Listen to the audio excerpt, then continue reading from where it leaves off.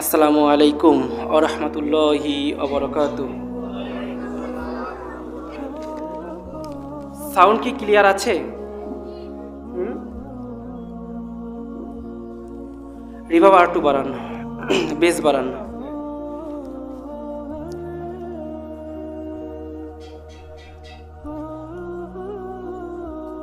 শীতে কি জমে গেছেন? হ্যাঁ, যুবক আছেন কারা কারা হাত তোলেন তো। মাশাআল্লাহ, হাত নামান। মুরব্বী কারা আছেন হাত তোলেন। মাশাআল্লাহ। যারা বিয়ে করেন নাই তারা কয়জন আছেন হাত তোলেন তো। তো আমরা 3টা গ্রুপ পাইলাম নাকি? প্রথমে যারা যুবক আছে তারা একটা তাকবীর দেবে। দেখা যাক গলায় কেমন জোর আছে। সাউন্ডে মজা পাচ্ছি না ভাই, সাউন্ডটা ভাসবে। দেখি আপনি আপনার মতো করে বাড়ান তো সাউন্ডটা। যুবক রেডি? এটা কাশি হবে না? লিল্লাহে তাকবীর। মুরব্বী কারা আছেন তারা এইবার একটা তাকবীর দিবেন। যুবকরা স্টপ এবং যারা বিয়ে করেননি তারাও সাইলেন্স। রেডি মুরব্বী? হবে? লিল্লাহে তাকবীর। এইবার যারা বিয়ে করো নাই, হ্যাঁ, প্রমাণ দিতে পারবা সবার থেকে তোমাদের গলার আওয়াজ বেশি? তাইলে তাড়াতাড়ি বিয়ে করাই দেব। রেডি? হবে?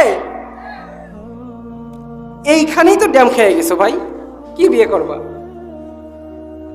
রেডি? হবে? লিল্লাহে তাকবীর। আচ্ছা, মাশাআল্লাহ। এইবার 3 গ্রুপ একসাথে। এলাকার কাউরে ঘুমাতে দেওয়া যাবে না। আমরা রাত জাগিয়ে ওয়াজ শুনবো আর হাতিরা লেপ মুড়ি দিয়ে ঘুমাবে, তা হবে না। সবাই কি রেডি? রেডি? লিল্লাহে তাকবীর। লিল্লাহে তাকবীর। নারায়ে তাকবীর। এই তাকবীরের স্লোগান যারা শয়তান আছে তাদের জন্য খুব ভয়ের। তাকবীর যখন কোনো শয়তান শোনে সে পাদ মারতে মারতে দৌড় মারে, ঠিক কিনা জোরে বলেন? তাই মুসলমানের সম্পর্ক আছে, কলিজার সাথে মিশে আছে এই তাকবীর, ঠিক কিনা? যেই দল বলবে যে তাকবীরের সাথে মুসলমানের কোনো সম্পর্ক নাই, সেই দলকে আমরা বয়কট করলাম, ঠিক কিনা মুসলমান? ভারত বাংলাদেশকে 16টা বছর চুষে চুষে খেয়েছে, ঠিক কিনা বলেন? বাংলার যুবকরা চাকরি পায় না, আর ভারতের 16 লক্ষ যুবক এই দেশে চাকরি করে। বাংলার যুবকরা অনার্স মাস্টার্স করে অটো চালায়, খায়, আর ভারত থেকে 8 পাস করে এসে সে মন্ত্রণালয়ে গিয়ে বসে। দুঃখ কাকে দেখাবেন বলেন? একটা দেশের সরকার আরেকটা দেশের এমন গোলামি করতে পারে, সেটা এই দেশকে না দেখলে বুঝতাম না। আজ থেকে প্রায় 1 যুগ আগে একজন আল্লামা দেলোয়ার হোসেন সাঈদী বলেছিলেন, এমন একটা সময় আসবে যখন এই দেশ থেকে পালায়া দিল্লির কোলে গিয়ে পড়বা, ঠিক কিনা? কথা কি সত্য হয় নাই? হইছে নাকি বলেন? আলেমদের কথা কখনো বিফলে যায় না বাবা। আলেমদের সাথে সম্পর্ক থাকে ইলহামের সম্পর্ক আল্লাহর সাথে। তারা অনেক কথা, অনেক কিছু আল্লাহ তাআলার পক্ষ থেকে বুঝতে পারে, অনেক ভবিষ্যৎ আল্লাহ তাদেরকে ইঙ্গিত দিয়ে দেয়, ঠিক কিনা বলেন? আজকের এই সুন্দর রজনীতে আমি কিছু কথা বলবো। কে কে চলে যাবেন হাত তোলেন তো। কেউ যাবেন না? সবাই থাকবেন। হুযায়ফা ভাই অত্যন্ত কষ্ট নিয়ে একটা কথা বলেছেন যে ভারত থেকে বক্তা আনবে, এত বড় ক্ষমতা কি হুযায়ফার আছে? এখন অনলাইনের যুগ, কার সঙ্গে কার বন্ধুত্ব কখন হয়ে যায় বলা যায় না, ঠিক কিনা বলেন?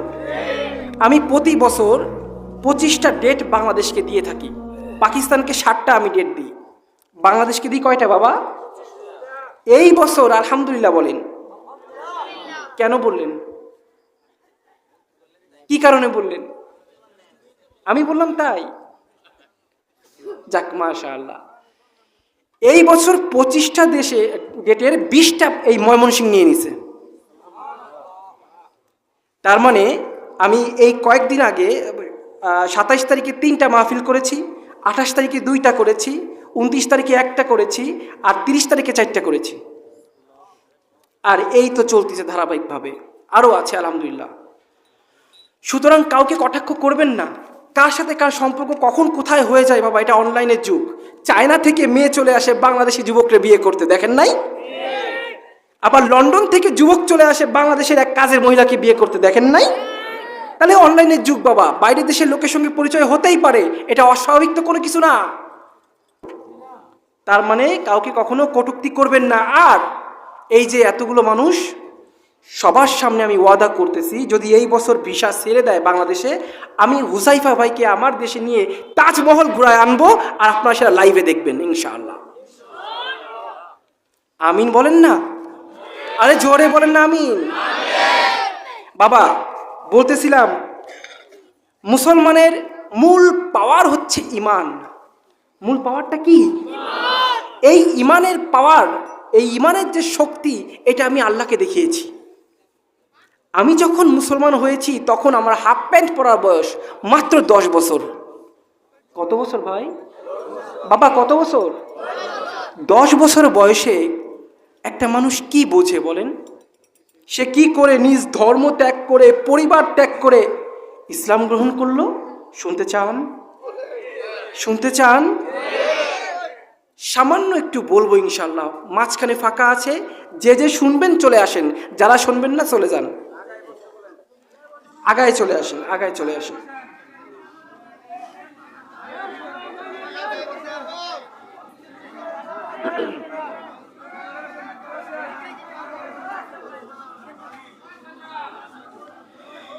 ইন্নাল হামদালিল্লাহ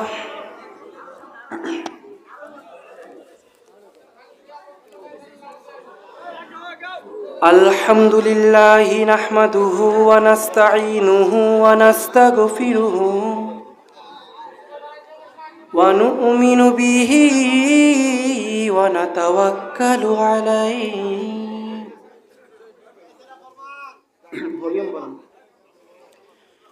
ওয়া নাউযু বিল্লাহি মিন শুরুরি আনফুসিনা ومن سيئات أعمالنا من يهده الله فلا مضل له ومن يضلله فلا هادي له ونشهد أن لا إله إلا الله وحده لا شريك له ونشهد أن سيدنا ومولانا محمد صلى الله تعالى وعلى آله وأصحابه وبارك وسلم أرسله بالحق بشيرا ونذيرا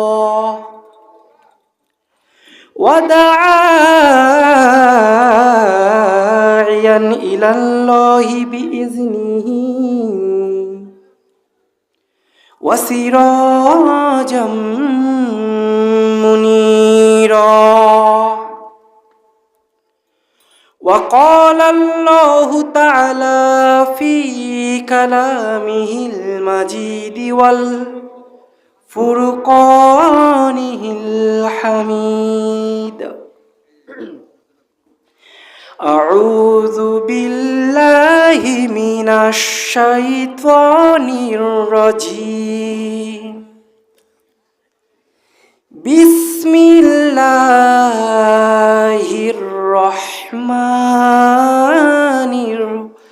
রহিম।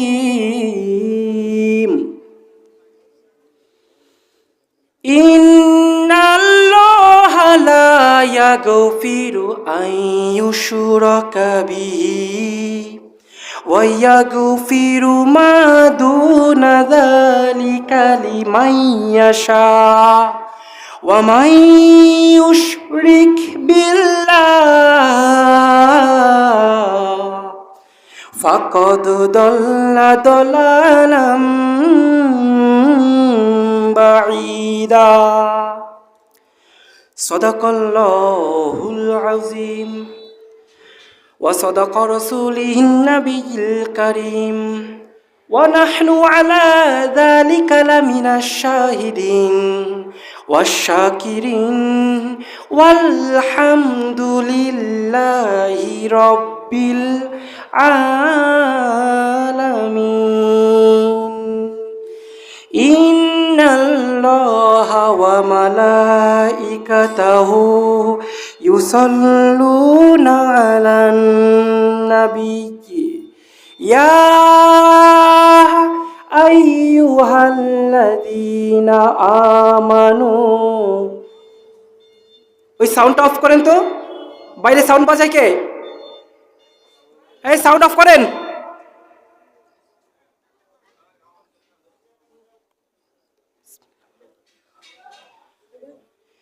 ইন্নাল্লাহা ওয়া মালাইকাতাহু ইউসাল্লুনা আলান নাবিয়্যি ইয়া আইয়ুহাল্লাযীনা আমানু সাল্লু আলাইহি ওয়া সাল্লিমু তাসলিমা। আল্লাহুম্মা সাল্লি আলা, জোরে। মঞ্চে কে আছে? মঞ্চে দেখতো কার? কেউ নাই? মঞ্চে কে আছেন দেখতে? আল্লাহুম্মা সাল্লি আলা মাওলানা মুহাম্মদ ওয়া আলা আলি সাইয়্যিদিনা মাওলানা মুহাম্মদ। লা ইলাহা, জোরে, লা ইলাহা, লা ইলাহা, লা ইলাহা, লা ইলাহা ইল্লাল্লাহ মুহাম্মাদুর রাসূলুল্লাহ। লা ইলাহা ইল্লাল্লাহ মুহাম্মাদুর রাসূলুল্লাহ। কোনো খালিক নেই তুমি ছাড়া, কোনো মালিক নেই তুমি ছাড়া, কোনো মাহবুব নেই তুমি ছাড়া, কোনো মাশুক নেই তুমি ছাড়া। ঠিক কিনা? এই জীবনে তোমার মতন আপনার কেউ নাই। এখানে ওখানে সবখানে শুধু তোমাকে খুঁজে বেড়াই। তোমার জিকির মন হয় উতলা। লা ইলাহা, জোরে, লা ইলাহা,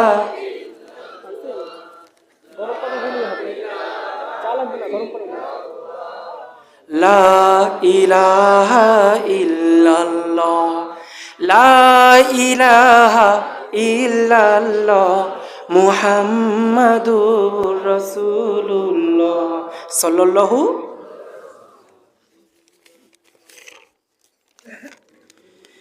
মাদ্রাসায়ে দারুল ইসলাহ নন্দীবাড়ি মুক্তাগাছা ময়মনসিংহ এর উদ্যোগে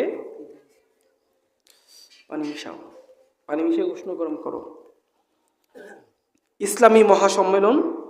আজকের এই সম্মেলনের সম্মানিত সভাপতি, সহসভাপতি, প্রধান বক্তা, আমন্ত্রিত ওলামা ইকরাম, আমার সামনে উপস্থিত দিন দরদি তাওহিদি জনতা, পর্দার আড়ালে মা ও বোনেরা, যে যেখান থেকে এখানে এসে বসেছেন, সবাইকে অন্তরস্থল থেকে জানাচ্ছি আরও একবার আসসালামু আলাইকুম ওয়া রাহমাতুল্লাহি ওয়া বারাকাতুহু।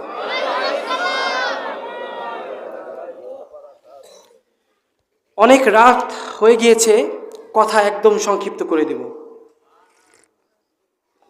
না চলবে, কতক্ষণ চলবে? ফজর পর্যন্ত। আপনারা ময়মনসিংহবাসী যেখানেই গেছি সবাই ফজরের দাবি করছে।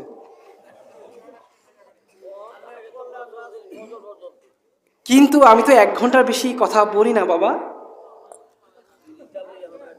আমাদের আকাবিরের দিন যারা ছিলেন তারা কথা বলতেন 45 মিনিট, কারণ 45 মিনিট পর্যন্ত মানুষের ধ্যান জ্ঞান ওই কথার দিকে তাকে, এরপর মানুষের মন ছুটে যায়। আমি একটু 15 মিনিট আপনাদেরকে হাদিয়া দিচ্ছি। হ্যাঁ, আর একটু বাড়াই দিব। আপনাদের এখানে আমার আরও অনেক মাহফিল আছে, 11 তারিখে আছে, 17, 18, 19, এরকম প্রতিদিনই মাহফিল আছে। আজকে যেটুকু অপূর্ণ থাকবে ওইখানে কি শুনে আসবেন, ঠিক আছে নাকি? আল্লাহু আকবার। বাবা, ইসলাম কতটা কঠিন সেটা তুমি তার কাছ থেকে গিয়ে শোনো যে ইসলামের জন্য পরিবারকে ত্যাগ করে দিয়েছে। ইসলাম কতটা মারাত্মক এটা তুমি তার কাছ থেকে শোনো যে ইসলাম গ্রহণ করতে গিয়ে বারবার মৃত্যুর সম্মুখীন হয়েছে। যে ইসলামের মূল্য তোমার কাছে নাই, সেই ইসলামের জন্য আমি জীবন দিতে পারি। যেই আজান তোমার এক কান থেকে ঢুকে আর এক কান থেকে বেরোয় যায়, সেই আজান আমার কলিজা দুমড়ে মুছড়ে দেয়। আজান কিন্তু একই, আজান কিন্তু কি বাবা এক, পার্থক্যটা কি? বাড়ির ধারের ঘাস গরুতে খায় না। তুমি যে মুসলমানের ঘরে জন্ম নিয়েছো, এজন্য তোমার কাছে ইসলামের কোনো মূল্যই নেই। আর আমি জন্ম নিলাম হিন্দু ব্রাহ্মণের ঘরে, আমি তো ভগবান, আমাকেই সেজদা করতো মানুষ। হিন্দু ধর্মের সবচেয়ে উপর লেভেলের কারা? ব্রাহ্মণ। সেইখান থেকে মুসলমান হলাম। এখন আমি সেজদা করি কার? সেজদা করি কার? আল্লাহকে বললাম, হে আল্লাহ, তোমার জান্নাতের লোভে আমি মুসলমান হই নাই,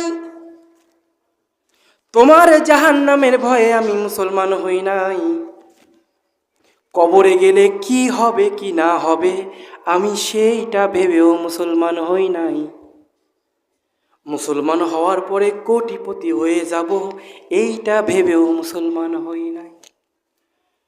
ও মালিক, তোমার সাথে আমার ভালোবাসা হয়ে গিয়েছে, আমি তোমার প্রেমে পড়ে গিয়েছি।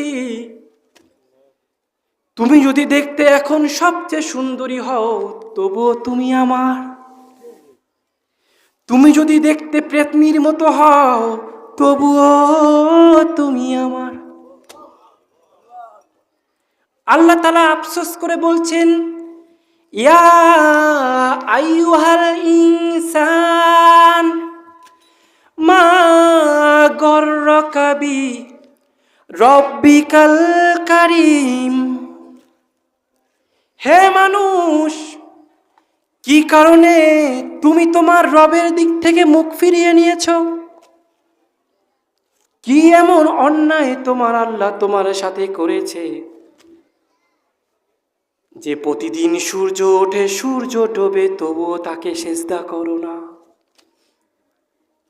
আমার ভাইরা, তোমার পাশের বাড়ির ওই হিন্দু ভাইয়ের দিকে তাকাও।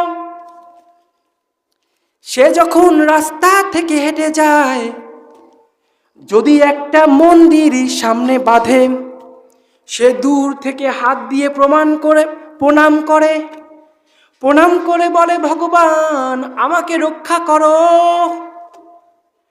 আর তুমি মুসলমান, তোমার ঘরের পাশে মসজিদ, তুমি 5 ওয়াক্ত নামাজে একটা সিজদা দাও না, এমনকি মসজিদের দিকেও ফিরে তাকাও না।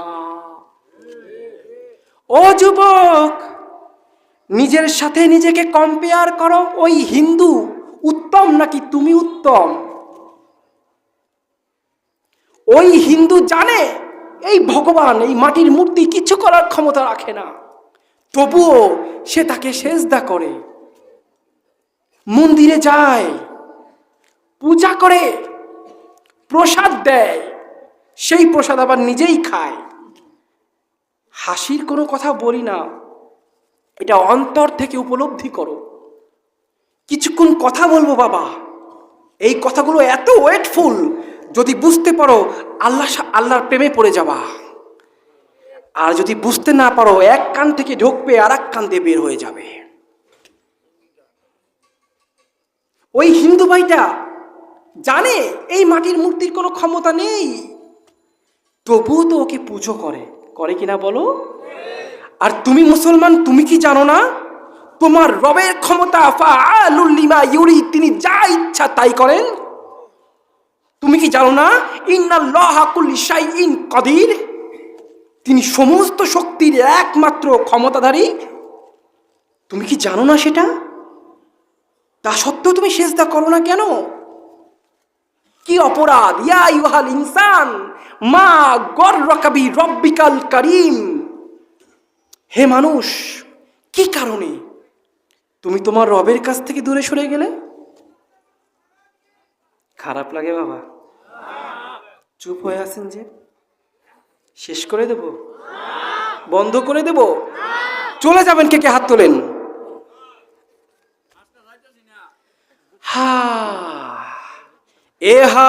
हम सब मुसाफिर दिल ना लगा, अहले हक से दिल तुझे अब कर तजा, हम सब मुसाफिर दिल ना लगा, अहले हक से दिल तुझे अब कर तजा, शाहो दौलत कुछ हकीकत में नहीं, जिंदगी में बंदगी तू करना है, जिंदगी बे बंदगी शर्मिंदा है, जिंदगी बे बंदगी शर्मिंदा है।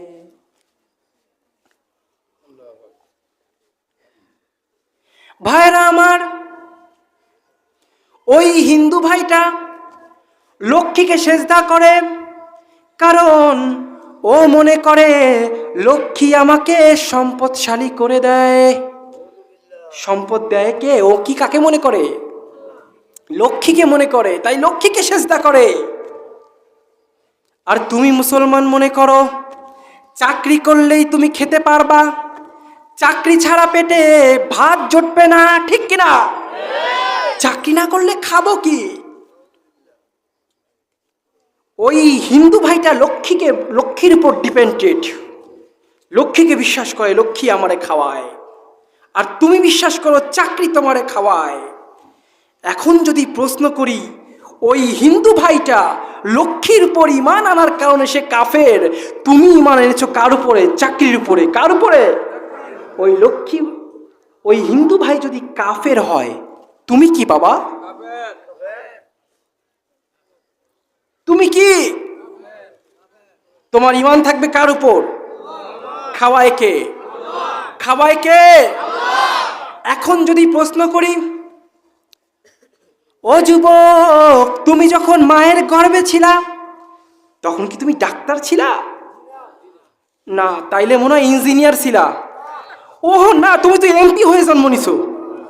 তাও না, তাইলে মনে হয় লক্ষ লক্ষ বিঘা জমি তোমার ছিল।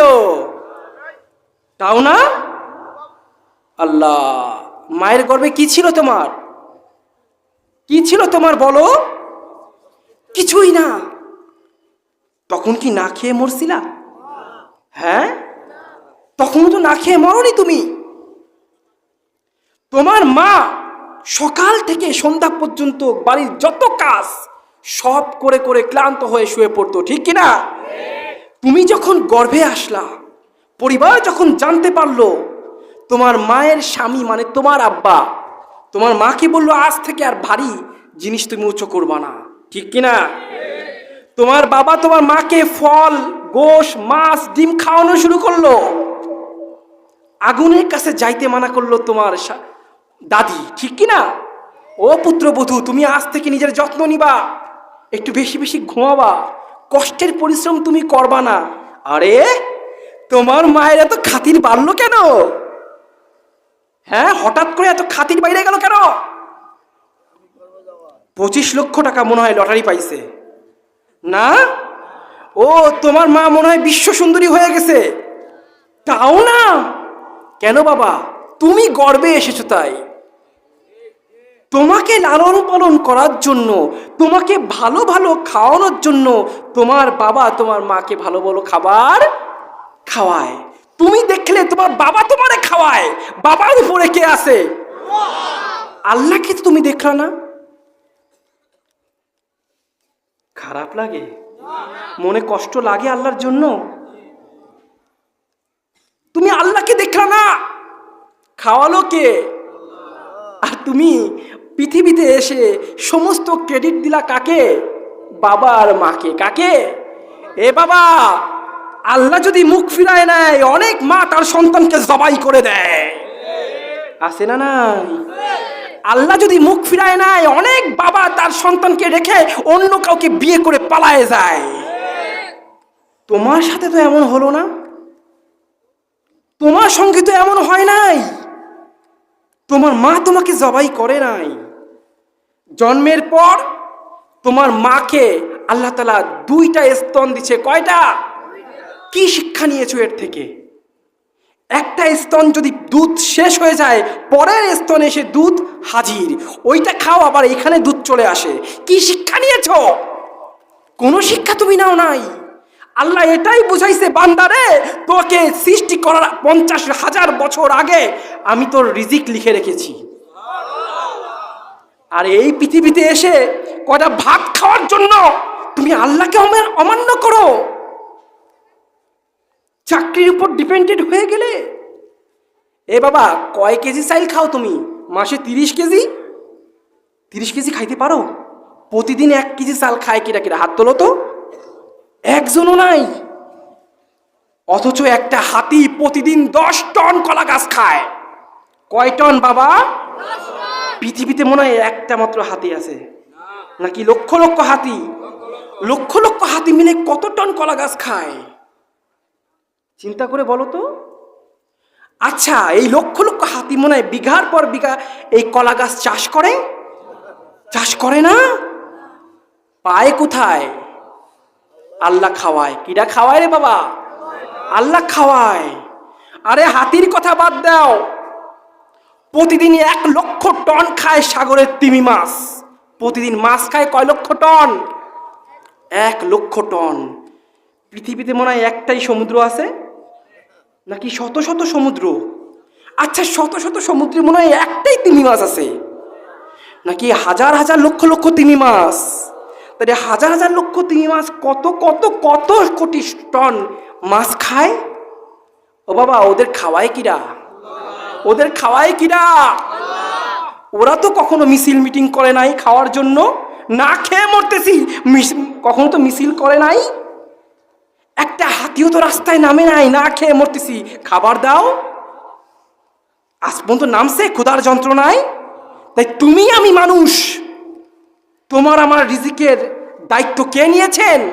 তিনি সরাসরি ঘোষণা করে দিছে, তিনি সরাসরি ঘোষণা করেছে তোমাদের রিজিকের দায়িত্ব কার? তোমাদের রিজিকের দায়িত্ব কার?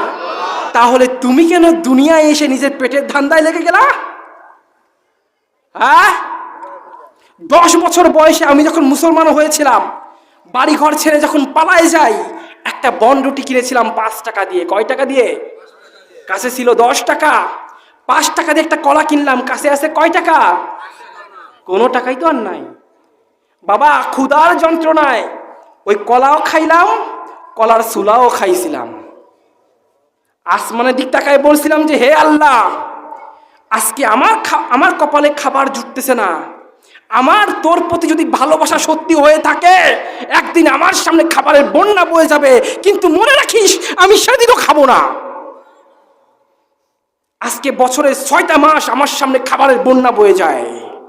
হুজুর কি খাবেন লিস্ট দেন, আমি লিস্ট দেই, সেই অনুযায়ী খাবার সামনে আসে। আমি কিন্তু খাই না বাবা, আমি কি করি না, আল্লাহকে দেখায় দেখায় অল্প অল্প করে খাই, বেশি খাই না। কেন কেন খাই না? সব কিছুর লিমিট আছে। তুমি সারা জীবনে কতটুকু খাবা, কোন কোন জিনিস কতটুকু খাবা, সব লিমিট আছে। আছে না নাই? আছে না নাই? এ আব্বা খারাপ লাগে? ও যুবক খারাপ লাগে মনে হয়? ভালো লাগতেছে? আল্লাহ, আমাদের সমাজে দেখবেন কিছু কিছু মানুষ আছে জুয়ান বয়সে উত্তম মাধ্যম খাবার খায়। জেতা পুত্তা থেকে শুরু কইরা মরা পুত্তা শূন্যতে খাইত না, যেহেনে পায় লাভ দিয়ে কে পড়ে, একদম তলপেট থেকে শুরু করে গলা পর্যন্ত মুড়ি মাইরে খায়। আছে না নাই? যা দিবা সব খাবে। খাইয়ে খাইয়ে ভুড়ি বানাইছে বিশাল বড় একটা, দরজা হাত দিয়ে খোলা লাগে না, ভুড়ির ধাক্কায় খুলে যায়। আছে না নাই? রিক্সাওয়ালা ওরে নিতে চায় না, কারণ রিক্সায় উঠলে যদি পাম্প বাস্ট হয়ে যায়, রিক্সার চাকা বেঁকায় যায়, বাসের দরজা দিয়ে উঠতে পারে না, যদি কষ্ট মষ্টে ওঠে 3 জনের সিট একাই দখল করে। আছে না নাই? ওই বেটা এমন খাওয়া খাইছে, এমন মোটা হইছে, বৃদ্ধকাল যখন আসে ডাক্তার কয় আজ থেকে খাওয়া বন্ধ। তাহলে কি খাবা? লতা পাতা, ঘাস পাতা, শাক পাতা খাবা, ঠিক কিনা? খাবার বন্ধ হয়ে গেল কেন? ওর রিজিক শেষ। ওর যতটুক ডিম খাওয়ার কথা ছিল, যতটুক গরুর গোশত খাওয়ার কথা ছিল, ও অল্প সময় খাইয়ে শেষ করে ফেলাইছে। এখন তো শাক পাতা জীবনেও খায় নাই। শাক পাতা খাওয়া লাগবে না? তুমি যতটুক কপালে নিয়ে আসছো অতটুক খাইয়ে তোমার মরা লাগবে, ঠিক কিনা? ডাক্তারের কথা মতো এবার কি করে? শাক পাতা হাবি জুবি যা আছে এই খায়। আছে না নাই? অধিকাংশ বড় লোক দেখবেন এমন করে, তাই না? আপনি মনে করেন বড় লোক মনে হয় ভালো খায়, আরে না, ও খায় গাজর, আলু ভর্তা, ডিম ভর্তা, এইসব। আমি ভালো ভালো খাবার খাই। আবার কিছু কিছু পাবলিক আছে মোটে খায় না, মোটে খাবে না, খালি জমায় খালি জমায় খালি জমায়। সলমেরে ডাইল খাওয়ায় খাওয়ায় পেটে 2 ইঞ্চি পুরু ডাইলের কি বলে সর বানায় ফেলাইছে পেটের মধ্যে, কিন্তু ডাইল ছাড়া কিছু খাওয়ায় না। বুড়ো বয়স যখন হয় ডাক্তার কয় তোর প্রেশার লো, এখন বাঁচতে হলে কি করব? প্রতিদিন ডিম খাবি, দুধ খাবি, গরু গোশ খাবি, ঠিক কিনা? কারণ কি? ওর তো খাবার রয়ে গেছে, ও তো খাওয়া লাগবে, না খেয়ে তো মরতে পারবে না। এ বাবা, তোমার কপালে যা আছে তোমার খাইয়ে মরতে হবে, তোমার তা খাইয়ে মরতে হবে। তাহলে খাওয়া নিয়ে এত টেনশন কেন? তার মানে কি চাকরি করা লাগবে না? হ্যাঁ, চাকরি করা লাগবে, অবশ্যই চাকরি করতে হবে, কিন্তু চাকরি করতে হবে সুন্নত অনুযায়ী। চাকরি করা সুন্নাত, নবীজি চাকরি করেছেন, তাই তোমাকে চাকরি করতে হবে। ওটার মাধ্যমে, ওটার ওসিলায় আল্লাহ খাওয়াবে, ঠিক কিনা? এ বাবা, ওসিলাও লাগে না, ওসিলাও লাগে না। এই পৃথিবীতে আল্লাহ তার প্রমাণ দিয়েছে। 40টা বছর জান্নাত থেকে খাবার এসেছে এই পৃথিবীর মানুষের জন্য। কাদের জন্য জানেন? হযরত মুসা আলাইহিস সালামের কওমের জন্য 40 বছর ওই জান্নাত থেকে মান্না সালোয়া নামের একটা খাবার এসেছে। ওই খাবার আসমান থেকে নামতো দুলে দুলে, সমস্ত মানুষ তা নিজ চোখে দেখত। সুবহানাল্লাহ কইলেন না? হঠাৎ করে একদিন খাবার বন্ধ হয়ে গেল। কেন? মুসা আলাইহিস সালামের কম কয় রোজ রোজ এক খাবার ভাল লাগে না, খাবার বন্ধ।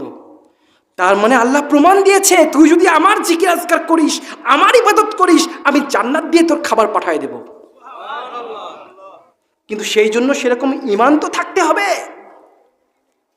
ঈমান থাকা লাগবে না? তোমার ঈমান কেমন? তুমি মসজিদে না গেলেও ঠিক যখন মন্দিরে পুজো শুরু হয়, তুমি সেখানে গিয়ে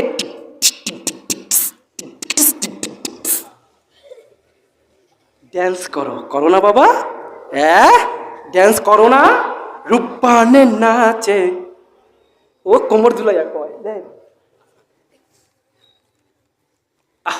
মুসলমান, তুমি কি মনে করো ওই যে পূজা করতেছে আমার আল্লাহ অনেক খুশি তাতে? আমার আল্লাহ মনে অনেক খুশি। আল্লাহ তাআলা বলেন, ইন্নাল্লাহা লা ইয়াগফিরু আইয়ুশরাকা বিহি, কোনোভাবেই আমি ক্ষমা করব না যারা আমার সাথে অন্য কাউকে শরীক করবে, কোনো অবস্থায় মাফ করব না। এই ছাড়া কিয়ামতের মাঠে আমি যাকে ইচ্ছা তাকে মাফ করে দেব। শিরক এত বড় গুনাহ, এই গুনাহ আল্লাহ কোনোভাবে ক্ষমা করবে না রে বাবা। তুমি জমিনের উপর দাঁড়িয়ে যেইভাবে ড্যান্স করেছ, কারণ ওরা কালী পুজো করছে, তুমি তাতে গিয়ে ড্যান্স করেছ, তুমি আল্লাহর কাছে প্রমাণ করেছ, তুমি আল্লাহর কাছে এটাই বুঝিয়েছ, আল্লাহ ওই কালী পুজো কিন্তু আমি করি না, ঠিক কিনা? কিন্তু কালী পুজো যারা করে তাদের অনুষ্ঠানে আমি ড্যান্স করি, তার মানে ওই কালী পুজোকে আমি সমর্থন করলাম। বলেন নাউজুবিল্লাহ। ও বাবা, তুমি জ্যান্ত কাফের। তুমি কি? জ্যান্ত কাফের। যদি বিয়ে করে থাকো, বউ তালাক হয়ে গেছে বাবা। যদি বিয়ে না করো, তওবা করো, পিছনে সব আমল গোল্লাই গেছে, তওবা করো। আজকের পর থেকে ঈমানকে আর ধ্বংস করার জন্য যাব না ওই মন্দিরে। রাজি আছি আমরা করতে?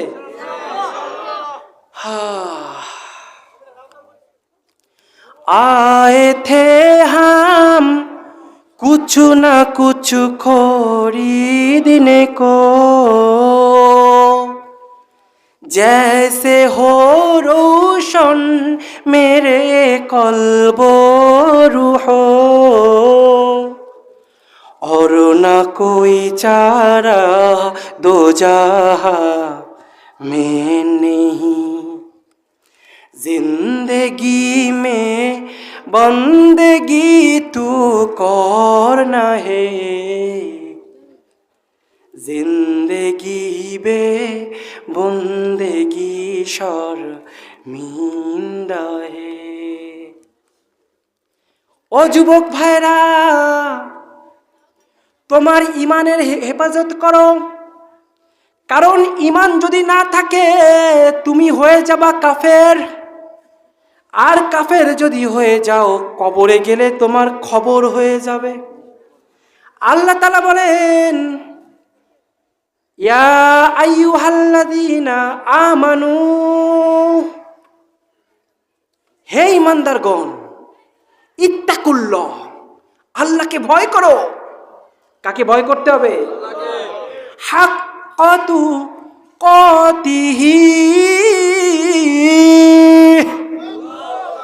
আল্লাহকে ভয় করো তেমন ভয় যেমন ভয় করা দরকার, যেন তেন ভয় না। এরপরে আল্লাহ তাআলা থ্রেট দিলেন, আল্লাহ তাআলা হুঁশিয়ার করে দিলেন, ওয়ালা তামুতুন্না ইল্লা ওয়া আনতুম মুসলিমুন। আর খবরদার, কবরে কিন্তু মুসলমান না হয়ে আইসো না। কবরে কি মুসলমান না হয়ে আইসো না। এ বাবা, কবরে মনে হয় হিন্দু ভাইটা যাবে? হিন্দু ভাই যাবে না? তাহলে খ্রিস্টান ভাই মনে হয় কবরে যাবে? তাও যাবে না, বৌদ্ধরা মনে হয় যাইতে পারে। হ্যাঁ, কবরে যাবে কিনা? মুসলমান কবরে যাবে কিনা? তাহলে সেই মুসলমানকে আবার মুসলমান হওয়ার কথা বলতেছে। তার মানে কি বাবা, খালি গরু খাইলাম আর টুনটুনির আগাটা কাটতে ফেললাম, হয়ে গেলাম মুসলমান? হয়ে গেলাম মুসলমান? না বাবা, এর নাম মুসলমানিত্ব নয়। খালি মস আর হোল, এর নাম মুসলমানিত্ব নয়। এর নাম তুমি ঈমান এনেছো, কিন্তু তুমি মুসলমান নয়। মুসলমান হতে হলে সর্বপ্রথম তোমাকে বুঝতে হবে তুমি দুনিয়াতে কেন আসছো। তুমি তো জানো না তুমি দুনিয়ায় কেন এসেছো, কি কারণে এসেছো। একটা পাগল, তাকে যদি প্রশ্ন করো, এ পাগল তুই কই যাস, পাগল কয় আমি জানি না। পাগলের কোনো গতি থাকে, উদ্দেশ্য থাকে? থাকে না বাবা। ঠিক আমরা মুসলমানরা আজকে পাগল হয়ে গিয়েছি। কেউ বা ক্ষমতার পাগল, কেউ টাকার পাগল, কেউ নারীর পাগল, আবার কেউ আত্মসম্মান মর্যাদার পাগল, ঠিক কিনা? অথচ পাগল হওয়ার কথা ছিল কার? সে আল্লাহকে ভুলে গিয়ে আজকে আমরা দুনিয়ার পাগল হয়ে গেছি। दुनिया में हो दुनिया का तलबगार न हो, बाजार से गुजार हो खरीदार न हो,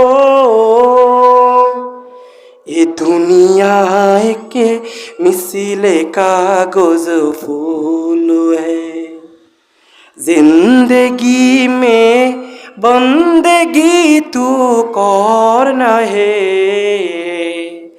जिंदगी बे बंदगी शर्मिंदा है।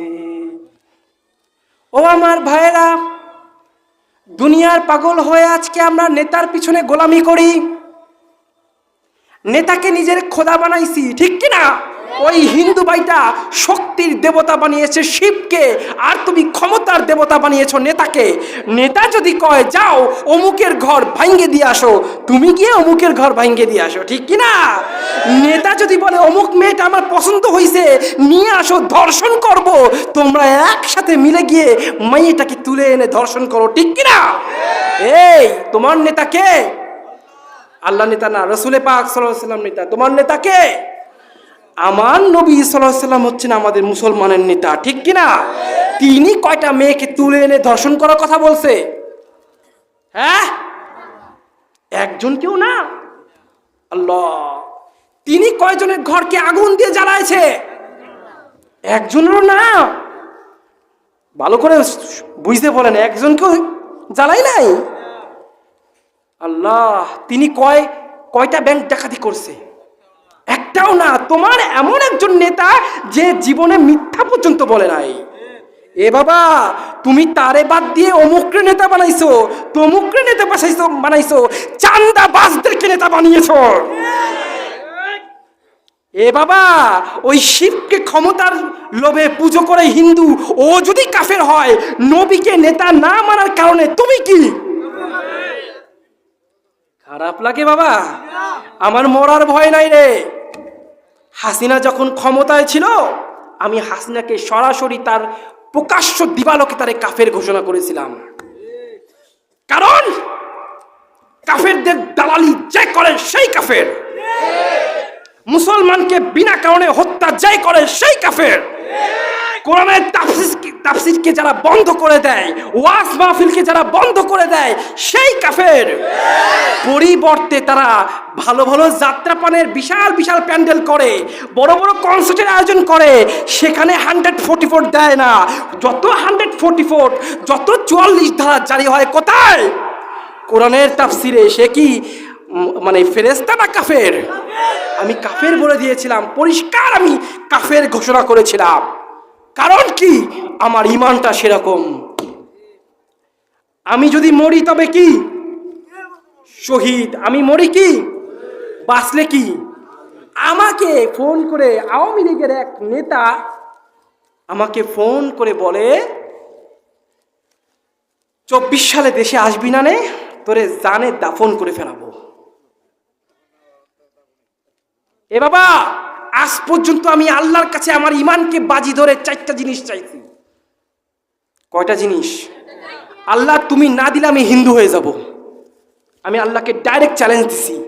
তোমার কোনো কিছু পাওয়ার লোভে আমি আসি নাই। আমি তখনও ভিখারি, 10 বছর বয়সে নিজের ঘর বাড়ি গাড়ি ছেড়ে দিয়ে ভিখারি, এখনো পর্যন্ত ভিখারি, মৃত্যুর আগ পর্যন্ত ভিখারি থাকবো। টাকা পয়সা লাগবে না, তোমার মুহাব্বতটাই আমার কাছে বড় সম্পদ। এ আল্লাহ, আমারে কয় জ্যান্ত দাফন করে দেবে, আমি আবার যাব 25 সালে ওই দেশে। আল্লাহ ওরা থাকলে আমি আর যাবো না, আমি হিন্দু হয়ে যাব। জানি না আমার দোয়া কবুল হয়েছে কিনা, কিন্তু এসে দেখি তারা নাই।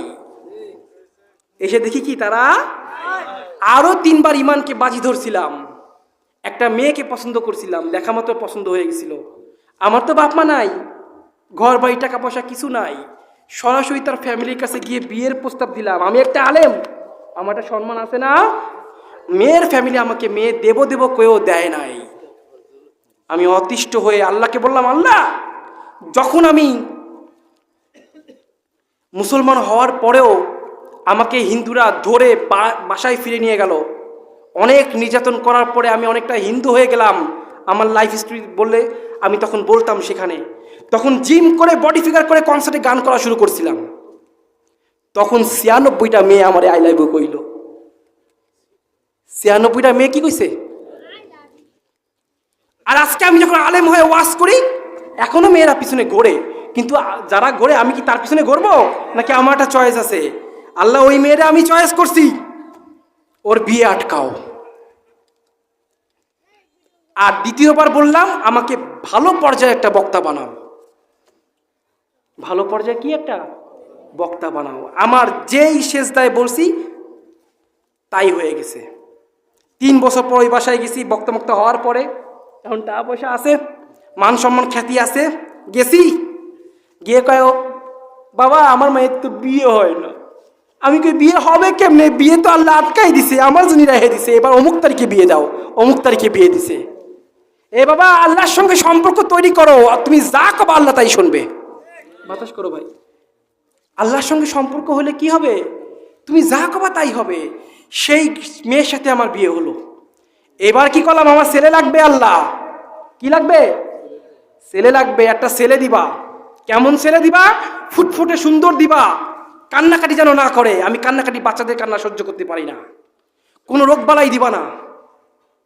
ছেলেটা যেন আল্লাহ ভক্ত হয়, ওরে আমি বক্তা বানাবো। এ বাবা, যা কইছি ওই রকম একটা ছেলে দিছে। সুবহানাল্লাহ কইলা না? এ বাবা, তোমার ইমান যেমন, তোমার কাছে তোমার আল্লাহ তেমন। তোমার ইমান যদি হয় কচু পাতার মতো, আল্লাহ তোমার কাছে কচু পাতা। আর তোমার ইমান যদি হয় পাহাড় সমতুল্য, আল্লাহ নিজেও তোমার কাছে পাহাড়ের থেকেও বিশাল সমতুল্য। ঠিক কিনা? জীবন চলে যাবে তবু ইমান দেব না, এই যদি হয় তোমার একমাত্র বিশ্বাস, তাহলে তোমার সাথে ঠিক আল্লাহ তাআলা এমনই সম্পর্ক স্থাপন করবে। বাবা, সম্পর্কটা ভালোবাসার। সম্পর্কটা কি কি? আমরা মুসলমানরা ভালোবাসি ঠিকই, আল্লাহকে ভালোবাসি না।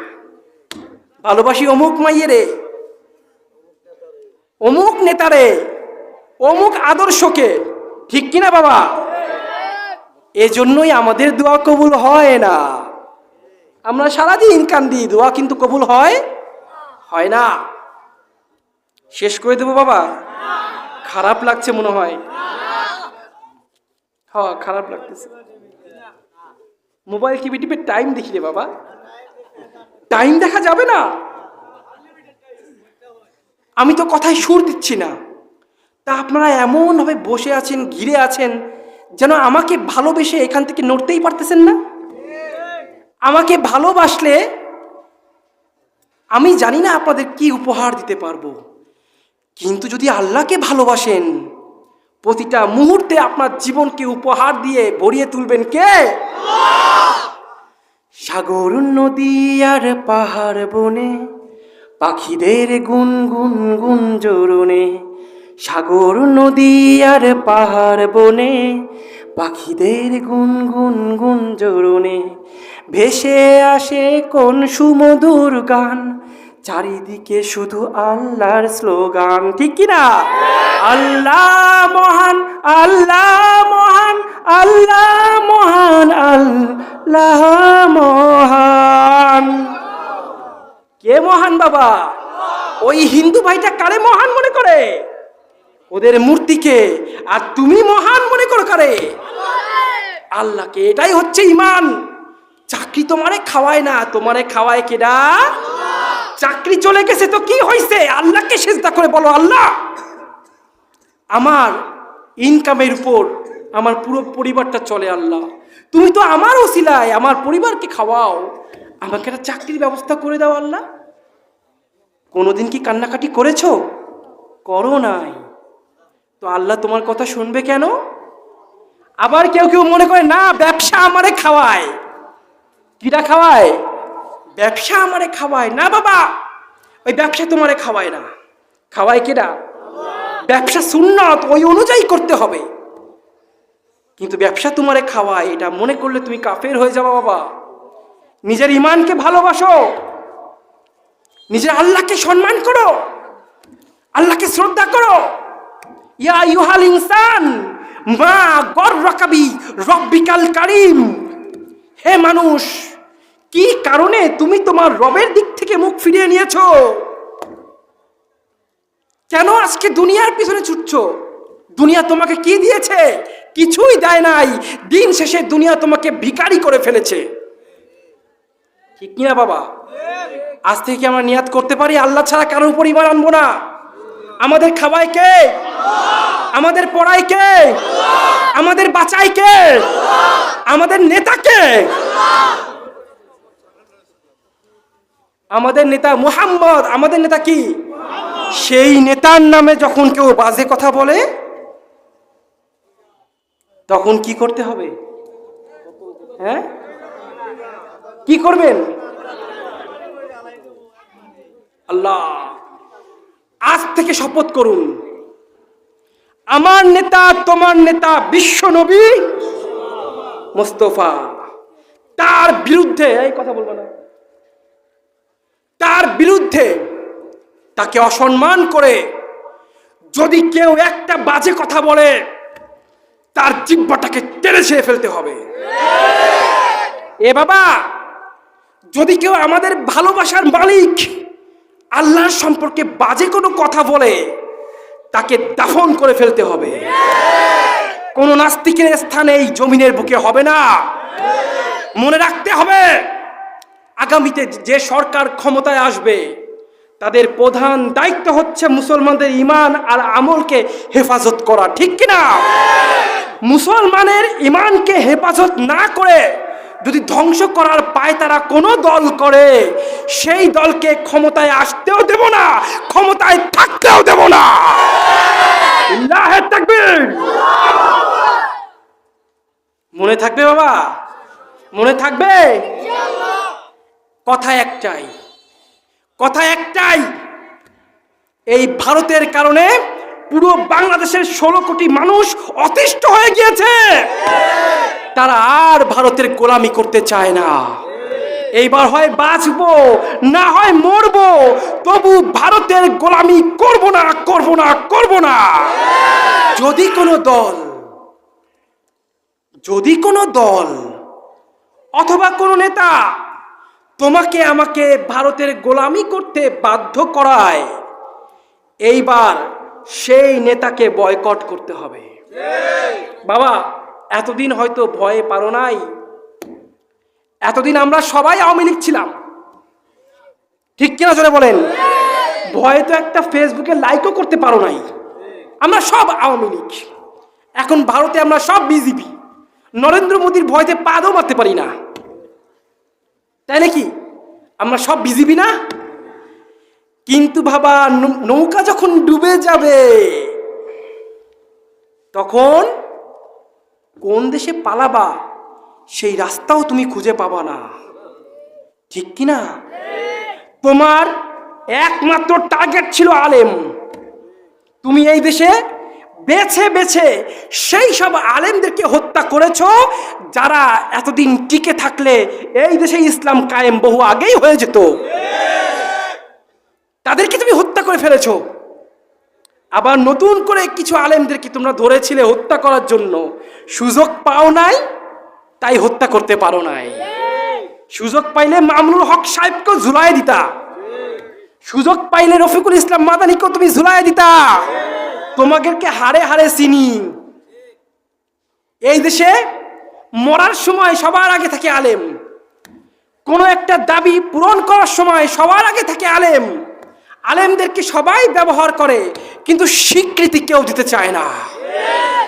আজ পর্যন্ত 53 বছরে একজন আলেমও দেশপ্রেমিকের মতো শত কাজ করেও কোনো স্বীকৃতি পায় নাই। এ বাবা, যেই দেশে আলেম নির্যাতিত হয়,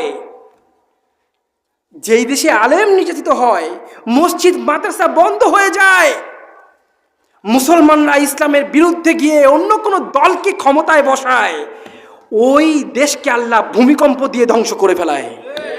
এ বাবা, তোমাদের ঘাড়ে কিন্তু ভূমিকম্প ঝুলতিছে।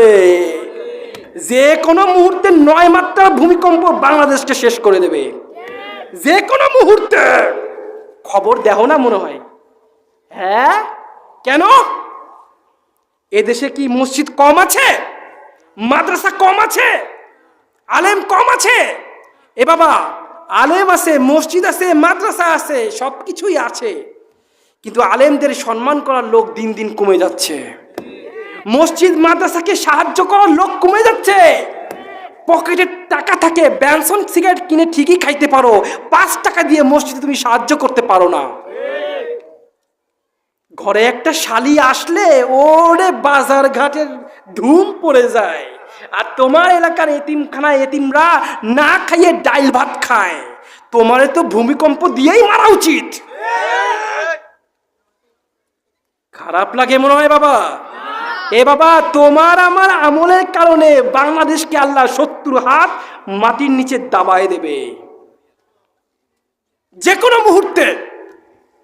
ঢাকা শেষ, ময়মনসিংহ সেই ঝুঁকিতে আছে, আছে না নাই? কেন বাবা, আল্লাহ এত নারাজ কেন হলো? আল্লাহর মনে ক্ষমতা নাই যে মাটির যে পাতগুলো আলাদা হয়ে গিয়েছে ওইগুলো জোড়া লাগানোর? আছে আছে আছে। আল্লাহ প্রতিদিন ছোটখাটো করে ভূমিকম্প দিচ্ছে দিচ্ছে। তোমরা এখনো সতর্ক হও যুবক, সামনে আসছে নির্বাচন। এই নির্বাচনে যদি কোরআনকে বিজয় না করো, ভূমিকম্প নির্ঘাত হবে। 53 বছর পর একটা সুযোগ পেয়েছো। কয় বছর পর বাবা? কি বিএনপি, কি আওয়ামী লীগ, কি জামাত, কি চরমোনাই, কি জমিয়ত, কি জাতীয় পার্টি, সব দলই তো মুসলমান। সব দল কি? তাহলে সব দল যদি মুসলমান হয়, মুসলমানের পার্লামেন্টে কোরআন কেন ক্ষমতায় নাই? কোরআন ক্ষমতায় নেই কেন? কেন পার্লামেন্ট থেকে আমাদেরকে মমতাজ আপা আমাদেরকে বুখারী শিখাইছে, আমাদের কি শিখাইছে? তিরমিজি শিখাইছে। শুধু তাই না, মাথায় ঝাঁকা করে বিদ্যুৎ বিক্রি করছে। অথচ কত শত গ্রামে বিদ্যুৎ নাই, উনারা মাথায় করে বিদ্যুৎ বিক্রি করে বেড়াইছে। পাগল ছাগল আর গাঞ্জাখোরের আড্ডাখানা হয়ে গেছিল ওই পার্লামেন্ট। ঠিক কিনা বাবা? এক একজন মন্ত্রী, এমপি, এক মহিলা এমপি, উনি পড়তেছে, ওনাকে যে ভাষণ দেওয়া হয়েছে উনি পড়তেছে। আল্লাহ, দেখেন কত বড় শিক্ষিত। আমাদের এলাকায় একটা বয়সীরা ব্রিজ লাগবো। কি লিখবো, কি লিখছে? বা বাংলাদেশের মাটিতে আমরা ব ব ব ব ব কি লিখছে ওই পড়তেই পাই না। ওই ব্রিজের উপর দিয়ে আমরা বেশি বেশি টোল তুলবো, এরম পড়ছে ভাই। আরে দেখে পর্যন্ত বানান করে পড়তে পারে না, ও হইছে এমপি। ঠিক কিনা? অবাক করা বিষয়। ট্রেন স্টেশনে ভিখারি এক ভিক্ষা করে, সে কয় আমি এমপি হব। এত টাকা পাবা কই, ভিক্ষা করে জমাইছি। তার মানে বুঝতে হবে এই দেশের টাকাই ছিল ভোট, অন্য কোনোভাবেই এই দেশে কোনোভাবেই কেউ এমপি হতে পারতো না, শুধু টাকা ছাড়া। যার টাকা আছে তার যোগ্যতা লাগবে না, সে এমপি হয়ে যাবে, ঠিক কিনা? ওই রকম পাগল ছাগলের হাতে আমরা আর দেশ দিতে চাই না। এই দেশটা শাহপরানের দেশ, এই দেশটা শাহজালালের দেশ, এই দেশটা ৩০০ আউলিয়ার দেশ, এই দেশটা কবি নজরুল ইসলামের দেশ, নরেন্দ্র মোদীর নয়। ওর কথা মতো এই দেশ চলতে পারবে না। বুকে হাত রেখে আমরা শপথ করছি, ভারতের সাথে যুদ্ধ হলে প্রয়োজনে আমরা মাল দিব, সহায় সম্পত্তি লাগলে তাই দিয়ে সাহায্য করব, আর যদি প্রয়োজন হয় জীবন দিতে, ইনশাল্লাহ আমরা সবাই জীবন দিব। কে কে রাজি আছো হাত তুলে আল্লাহকে দেখাও। আল্লাহ তাআলা আমাদের সবাইকে কবুল করুন। যতটুকু বলেছি, যা বলেছি, প্রথমে আমাকে তার উপর আমল করার তৌফিক দান করুন। এরপর সামনে যারা ছিলেন এত কষ্ট করে, তাদেরকে সেটা আমল করার তৌফিক দান করুন। ওয়া আখিরু দাওয়ানা আনিল হামদুলিল্লাহি রাব্বিল আলামিন। দোয়া না করে কেউ যাবেন না, দোয়া না করে কেউ যাবেন না।